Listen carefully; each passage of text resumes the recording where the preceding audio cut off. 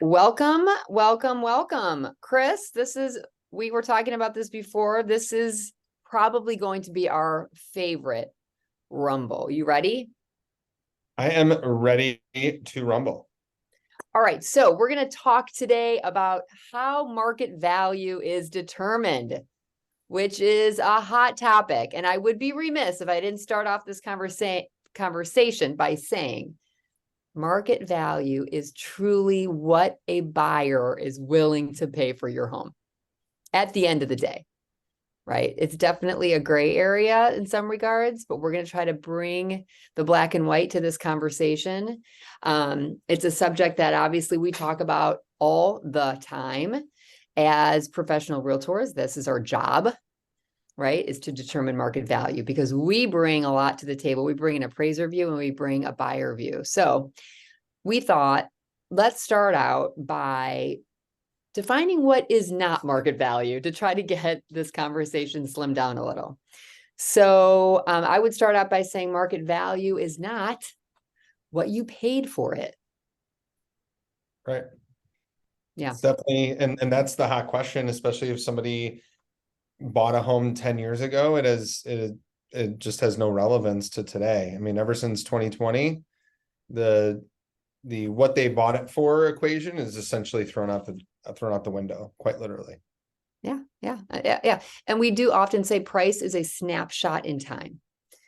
So we're going to come back to that. What else do you think does not determine market value?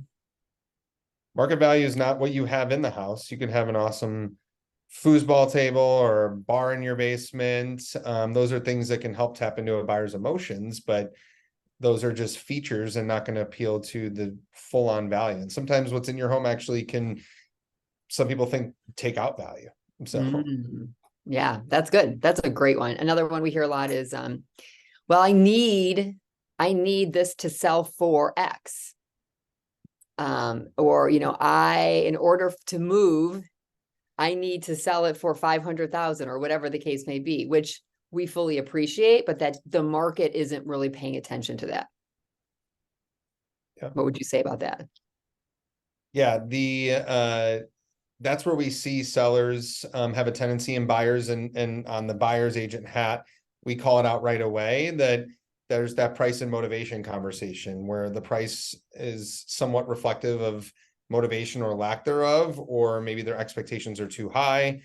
We had in the last few years a lot of sellers just put a number out there, and we saw it with for sale by owners where they just basically said, if somebody is stupid enough to pay me insert blank amount of dollars for my house, I'll sell it to them. And so, it's kind of a mix of what they need, but also what they want is a big piece. Absolutely. And that's, those can be tough conversations in the extreme sellers market that we've been in. We've seen homes sell for prices that have surprised us, right? So, but at the end of the day, the market always weighs in on that. So that's always an interesting conversation. A popular misnomer is market value is determined by an appraisal, which it's a great data point to look at. An appraiser is going to give us sort of a black and white view of our home versus homes that have sold in the past that have similar qualities, and they'll give adjustments for updates. But appraisals are definitely not the main source to determine value. And what would you say about that? Yeah, I mean, we see, I think the expectation right now, and especially because we're seeing, I don't have the most recent percentages, but over 10% of appraisals, if they're not cash, are getting waived. And then we've seen more cash purchases happen than ever, which is actually devaluing the appraisal's input into the market altogether. So I think the conversation starts there. And then, like you said, appraisals last 20 to 30 minutes on your average home size.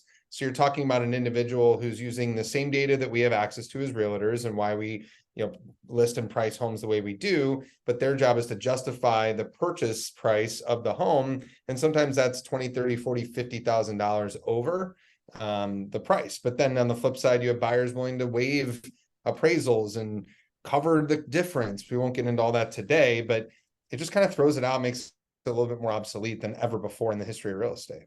Yeah, that's a great point. I love that you brought that up because they're in the home 15, 20 minutes. The other thing is that there's, a real time price, because sometimes when the market is moving so rapidly, you can't really get your bearings on what the today's value is, because in some regards, I mean, you and I could tell stories about this for days. The prices for a while were increasing like moment by moment. And to catch that and to understand if you're not in the trenches every day, if you're not like fully immersed in what's happening at a high level, 8 hours a day, 7 days a week, as an appraiser, you're just going to come in and look at stale data, which isn't really representative of the current market. So that could go, I love what you said, it could go either way. It could be, it could be too much or not enough. So what else is a popular thing that we hear? Well, a lot of people, I got numerous texts from friends and family sending me screenshots of from the local county assessor's office saying, with multipliers and everything else, what their new home value is. And oddly enough, in Geneva, I had people in my neighborhood who received notices in the mail. I won't name them so they don't come back and get new notices, that actually said the value of their home went down. And I said, shut up and do nothing and just shut it in a drawer and say your prayers tonight, because it doesn't even make sense. The values in the Tri-Cities here and really the western suburbs are not going down. But if a tax assessor thinks so, awesome. So it's not the value of what the tax assessor thinks. And in many cases, I've seen that number that they throw in there off by almost $100,000 for a home that's priced at the $400,000-$500,000 range, which is crazy. Well, you bring up a good point, and this goes right back to what we were saying before about snapshot in time. Taxes are paid in arrears. Right. So we forget sometimes, right, that we're actually going to the past to try to determine what the future is going to look like. So that is that moving target isn't really accurate at all, for good or for ill. I think another thing that we hear a lot is like, well, the neighbor sold for X. Yeah, this is a good one. And that's a real tough one too, because just because you might have a home right next door to you, it affects that value, but it doesn't mean that your home is worth the same. So what would you say to a seller that says that to you? Well, I think you really have to break down if the homes do feel very similar on paper, and again, wearing kind of that appraiser viewpoint, you can justify that it'll appraise for close to what the neighbor sold for. Might be interesting, but maybe the home you're sitting in doesn't have a finished basement or has one less bathroom or bedroom. Things do add up pretty quick, and it's appraisers put dollar values on that, but the market doesn't really do that, and it's different. Also, a home that closed last week was probably on the market sometime in late July, early August, and that is not the late September, almost October market. So the market values starts with, well, what market are you in? We're in the thick of the fall market, and we have a window between now and Thanksgiving to still get homes sold for top dollar and tap into that pent up demand. But that's not what it was right before school started and as school got going in the late summer market. So the seasonality, we check that data on a weekly basis with our office and all the offices through Keller Williams. But we have all the August data. We saw the trends starting to flatline and things starting to go down a little bit, number of showings, et cetera. And in less than a week, we'll have September data to support that same trend line. Yeah, well said. Another thing we also hear is, well, first of all, we have so many people that not as much now, but around the pandemic and right after, a lot of people were leaving our state, and they were starting to do their homework on their move, and they would say, well, they're basing it on where they were moving to, some of those prices. Yep. And that really also has no bearing on the current market. And so when we look at, holistically look at the market, you've got to be, like we say, hyper local and into those prices and those trends. And sometimes it's hard to make sure that, we're educating our sellers on exactly what's happening here, which could be completely different than what's happening in another market, right? Oh, it's not. I mean, we're talking apples and oranges, which heavily impacts just cost of living, depending on where you're moving to, how are taxes rising? I mean, you have markets on the coasts that have had a really tough 2023. Centrally, Austin, Texas, those prices went so sky high the last few years, and they've started to flatline and come down over 10, almost 20%, depending on luxury versus not. So it really is depending on what you're talking about. But again, I think I 100% agree. It has to be hyper local to here and really remove what you're purchasing. Now, if it ties back into the equity you have in your home, what you need in order to make that work elsewhere, it's worthy of the conversation, but there's really no comparison from a value perspective. Yeah, right on. All right. So those are kind of the most common things that we hear that people think that the value of their home should be tied to. So let's now dive into what actually affects the value of their home, and how do we as realtors take a holistic view to that? What we often say is it's an art, not a science, but you need art and science, right, to weigh in on that answer, because we need black and white data, and then we need a little bit of gray data. So we do start with looking at the home in sort of with an appraiser type hat on. So what we do is we look at the market, we think, how would an appraiser view this? Because we also have to be mindful of that fact. If we're looking at prices that are easily going to push any appraisal way higher than what we think it would go for, we've got to be in reality about what those numbers are. So we look at, an appraiser would stay within about a mile radius of the current home.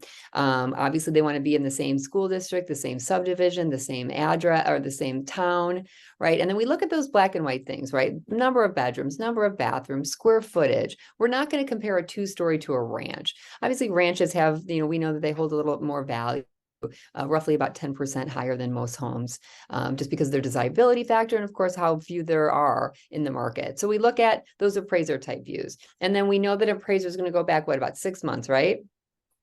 Yes, I've seen appraisals. It depends. There's just not as many comps as there were before. So I'm still seeing appraisals when they come across my way that can go back as far as 12. But certainly when we're talking what's your market value, I know our team in particular, most realtors are trying to focus on the now, the last 6 months. But then again, like I said before, what happened 3 months ago is not indicative of what's about to happen or could happen in the next 6 weeks. So it really is like today's market and future. Perfect. And because more than 6 months ago, as we teeter on, different markets and as things turn, 6 months ago, really, this was a different market, especially with a market that's moving so quickly. We are seeing a little more seasonality right now. So going back more than 6 months could kind of push us into that different market. But also, if there's nothing at all that compares to this home, to go back in time just to get a feel for the trend of that type of home and what it has sold for in the past, is a good thing to have in, kind of ready and handy. When the market was so extreme, we were really looking at like almost a 90-day. Right. More than 90 days, remember, was like old data. There was tons of homes for sale, right? They were going so fast and closing. So you had endless comps, but I mean, there's certain pockets in the western suburbs as you get more, into the remote areas where you have to go 2-3 miles in the last 18 months to have even 3 or 4 homes to look at. And then you're really focused on putting yourself in the buyer's shoes for for a second. And what I've talked to sellers about most recently, and some of that seasonality you mentioned, is that really your goal in a market like the fall, and knowing that showing volume is down, and we'll talk about financing and what rates are doing too, which has a huge factor, obviously, is you're trying to drive as much, if not the same amount of traffic, or as close as you can, as you would have in a hotter seller's market, to get that many eyes and that much foot traffic through the home, so you can feel like the bidding war and the result of your sale is still an opportunity, versus you overprice it in a way and you're just reaching because you're looking at a past market and you get 6 showings and a few people through an open house, and it's just not enough to build that energy and excitement around making an offer. Yeah, that's a great point. And that's why you've got to be really particular about that time frame. And we, like I said, we want to make sure we're lined up with an appraiser, right? So we have that, information. And it's going to be more of a black and white view, right? Because they're going to make adjustments, like I said, for updates. But the buyer view, that gray area, a buyer is going to give a lot more value on upgrades, really kind of than an appraiser would. And that's that emotional piece that we always talk about, because a buyer will buy an emotion and then they'll justify on logic. So if we are undervaluing maybe some of the really emotional upgrades that a home has, where an appraiser is just going to give a plus or a minus on some of those upgrades on a similar home. That's really key, where the realtor comes in to say, okay, and we know, right? Because when we're seeing homes every single day and we're working with buyers to know what buyers deem valuable, that piece of information coupled with what an appraiser will view the home values at is really kind of critical to make sure that we're not missing anything. So while we look to the past to determine what a similar buyer would deem valuable in a similar home, which gives us those hard facts, the current market is really the kind of the point where we're looking, okay, how far ago was that? How long ago was that? And what's the current market doing? Because, for example, and we've seen this so many times, I often tell an example about a townhome that we listed where the past comps easily pointed to a price of 200,000 to like 205. There were solid comps that were identical that had closed in that price point. So you would think, oh gosh, it's a townhome community, right? These homes are so similar and their upgrades are so similar that this is easily worth 200 at the bottom. But the interesting thing was at that moment in time, because the market was starting to shift and we were starting to feel shifts. And when you feel a shift, it's days on market start to creep up a little bit, right? And you're just starting to feel things are happening a little bit slower. There was 3 townhomes on the market currently. One was listed at 185, one was listed at 192, and one was listed at 194. And not one of those had sold in the past 60 days. So had I not, right, or had we not looked at what is currently happening, it would have been so easy to overprice that home. Because when we stick ourselves straight into the competition of what's happening at this moment in time, we would have clearly lost. Right. So that's how we can start to sense that things are shifting. So we've got to fit in to what's happening. It's frustrating because oftentimes sellers go, well, wait a minute. 2 months ago, my home was worth more. And that is the market. And that's why working with a seasoned agent to make sure we're making those right, judgments are super critical. So we have to balance it between what's happening and that we haven't really seen that market lately. Hey, you're describing a balanced market. Like what you just described, it's just happened to be in a townhome community versus the market overall, which is not balanced as we know. But literally you talk about snapshot in time. I can't count on one hand the amount of times, whether it was a townhome or a single family home that had competition in the community or in that same subdivision where we purposefully waited an extra couple days before going to market with our price until we saw whether or not the home would get scooped up and go under contract. And so we've had numerous times this year where there was 5 townhomes when I sat at the kitchen table that were all available between the time prepping the home and then going live. All of them went under contract and contingent. And then we were the only one on the market and ended up being the highest sale in the community. Same thing happened in a community, a subdivision locally here in the Tri-Cities where there was a home 3 doors down and across the street that had a few other extra bedroom, a few other things that it offered. It went under contract on a Wednesday, and rather than go live Wednesday, we went live Thursday so that we caught all those people that didn't get that home and lost out, as well as a new pool of buyers. So it really is incredible how it's like the market is based on 2 days market and then thinking ahead.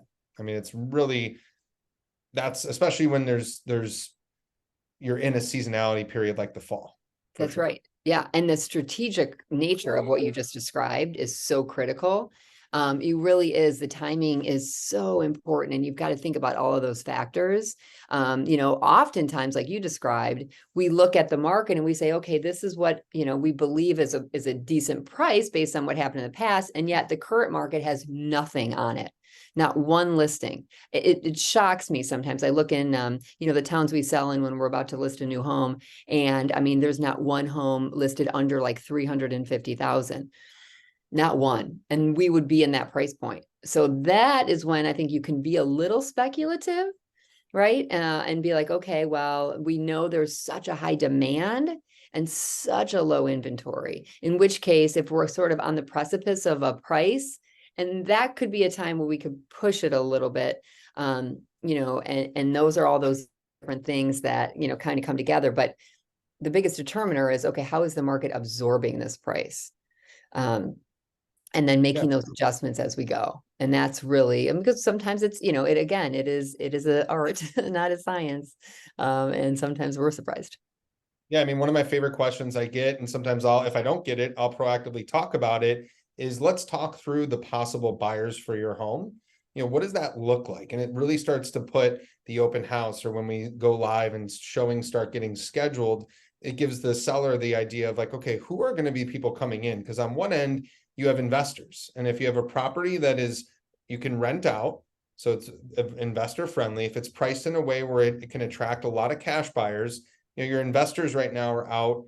This kind of ties into market value. It's like thinking about the other side for a second, right? Because the investors don't have foreclosures or as many short sales to go after as they usually do, and they still have cash to play with. So where are they going? They're going to the lowest value investor friendly properties that aren't short sales and foreclosures. So, we had one recently that was an investor friendly townhome that needed a ton of updating, priced it right, and had 20 offers in under 72 hours.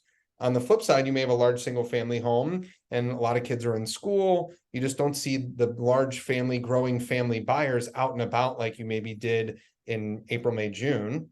And so you just have to price it in a way to make sure that you're pulling some of those people off the couch or off their desk at work to come to the open house and bring their family through and potentially switch schools or even transfer, their family in late fall, which is a tough ask, especially with rates the way they are.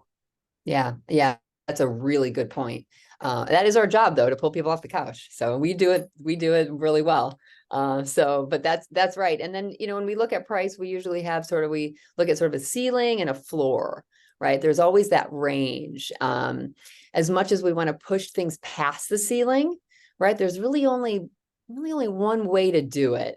And again, it's that emotional appeal. So everybody wants that 10 house. So what is it that will give a home, like when we walk in the front door and we're like, this is a 10 plus home? Like, what do you think? Let's talk about some of those things that where we say, you know what, this is a situation where the value can push that ceiling, because we know that the buyers are going to be emotionally excited about it. And what would you say the number one thing is in that department? Yeah, I mean, it's doing larger updates or having done larger updates to your home, which we know is typically kitchens and bathrooms, but buyers are smartening up as the rates go up because they don't want to come in and have to replace the roof or windows, or do things that don't give them the budget to do things cosmetically. I mean, we're on HHTV right now. I mean, this is the HGTV Magnolia Network Chip and Joanna Gaines effect, where, I mean, it's literally just rinse and repeat. If you have a home that is modern farmhouse, cool updates, faucets, light fixtures, mirrors, like stuff that's just cool and sometimes not a huge expense, that's what drives the most traffic and drives up the price. I mean, it's a telltale sign. So if you can take your home that may be dated, or you have, drapery that's a little bit heavier in a room, and just lighten and brighten it up, sometimes it's larger updates, sometimes a little goes a long way, and figuring out what that is to drive the price up. So it's all home improvement. Yeah. And what we always say too is the only thing constant is change. And the psychology of the modern buyer has changed. Mm-hmm. And over time, the modern buyer, we've learned, right? Because you have to study these things, because we know that they're the ones with the money. And so if we can't connect the buyer and the seller, right, for a win-win situation, then we're never going to be able to transact business. So the modern buyer really does not have the capacity or the time or the desire or willingness to put updates in a home. Whereas in the past, we had a lot of pride of home ownership, a lot of people that would, come in and do all the work necessary to make it theirs, that sweat equity. And our lives have changed. We're far busier than we used to be. And time is a precious commodity. And so to have it done is really desirable. People will pay extra not to spend that time that they have in order to buy something that's been done for them. Well, and that's, the quick line I always use with my clients if they're looking for a deal on a home that needs work, or a deal, but a purchase of a home that doesn't, it's like, if you can, and it makes sense, and the price is still just within this stratosphere, buy a home and pay for those updates over 30 years in your mortgage if you can. That's usually the strategy. Some buyers have an appetite for change and going in and putting their own stamp on things, which I can appreciate, but everything comes at a cost. Like you said, we're busier than ever, and getting work done at a timely, for a decent price, as well as in a timely fashion, is challenging to do. And it's scary, and people really aren't sure what things costs either. Mm-hmm. Some people are amazed when I say, hey, a kitchen of this size to gut and start over may cost you over $75,000. and their jaws drop. And the average price of the average age of a first-time home buyer is over 31, 32 years old. So these are people that are further along in their careers, maybe financially, than they were when they were 26, 27. But they also have kids and they have other expenses and things that they're using their money for. So it's just interesting how the demographic has changed of what people want. It has, it really has changed. And we all have supply chain PTSD, right? Like that narrative is still out there that, you know, they're going to get into the house and they're going to fear that years are going to go by before they'll be able to even hire a contractor who has the time and the energy to do the things that they want to get the home in the right, you know, place for themselves. So that is how you get to a 10 plus all day long, is to emotionally appeal to the buyer, to have them move in and not one thing needs to be done. And then on the flip side of that, right, if we aren't in a position to bring, to make, you know, to update the home or add more features and benefits, then the option that they have then is to adjust the price, right? To lower the price to create value in the home in the eyes of the buyer. So the buyer is going out and they're seeing, you know, 10, 15, 20 homes that have the same, you know, square footage and this and that, right? They've got to, then we come along and maybe we're a little bit bigger. Maybe we have a larger lot or a 2-car garage or a 3-car garage versus a 1 or a 2, yet we're a little dated. You know, that will then get people off the fence to say, okay, I see the value of what this home brings me, you know, and I will be able to do the work, I suppose, over time. You can't have it both ways, right? Like you can't have the same price point while your competition has more updates. Right. And I think it's also, I tell, you know, sellers all the time, show self-awareness. If something is extremely dated, offer a home warranty. If, you know, there's a big hole in the wall from when you moved a couch, get it patched and painted, or, you know, offer a credit if the carpet, you know, needs to be replaced, but you just don't have time to replace it or don't have those funds available to do it, so that buyers walk through and feel like this is somebody I want to work with. They seem like they understand the condition of their home. Again, or they priced it in a way with all these amazing updates that I see the value and I'm willing to push my family's budget to make it happen. That's right. That's exactly right. That is key. And you really, you know, kind of to wrap this up, you've got to hit that sweet spot. You know, we kind of joke and say, well, you can never really overprice a home, because if you overprice it, it's going to be crickets. And then we're going to know it's not working and you have to bring the price down. If you underprice the home, it will create so much excitement in the market that the price will get bid up. So while that's generally speaking true, hitting the sweet spot is critical. Hiring the right realtor to make sure that they're in the trenches, that they know value and they know how buyers determine value and how appraisers determine value, and can put all of that and mix it up, right, with current market conditions, hyper local facts. All of those things come into play when we're determining value, and it's really fun. It's what we love to do. And it is definitely one of those key elements in selling. That's so key. So what else would you say to wrap us up, Chris? No, to close, and this has been super fun. We've hit on really everything A to Z I would be thinking about if I was a seller, but I love, again, putting that buyer's hat on and sitting at a kitchen table with possible folks that want to list their home and say, I've been out with buyers in the last week. This is how they are feeling. This is what's going on. And it's one thing to list with, you know, a team that's working with tons of sellers, but when you have people and multiple buyers agents and you're, you know, really bootstraps on the ground, it can add a ton of value because you're understanding really what the other side might be thinking or feeling, which can dictate in a lot of ways why they're bidding up prices or why a home may sit longer. So I think this was perfect. Exactly. So these are so fun. So we, the rumbles are a result of people constantly asking us questions, and we kind of just put that in a pot, and the ones that we get asked the most, we put together a fun little rumble, and we, no one's getting hurt though. So that's the positive thing. No real punch outs, but let's collectively get better, level up this market. And if there's anything else you guys want to hear from us, just keep us posted. Yeah, reach out to us. If you're not getting our newsletter, go to holzlhomes.com and make sure you're signing up to receive that. And you can always reply to those emails and reach out to us. If not there, then social media with any other ideas you want for the future. All right. Well, Chris, appreciate it. Always fun to rumble with you. You guys all have a great day, and we'll see you next time.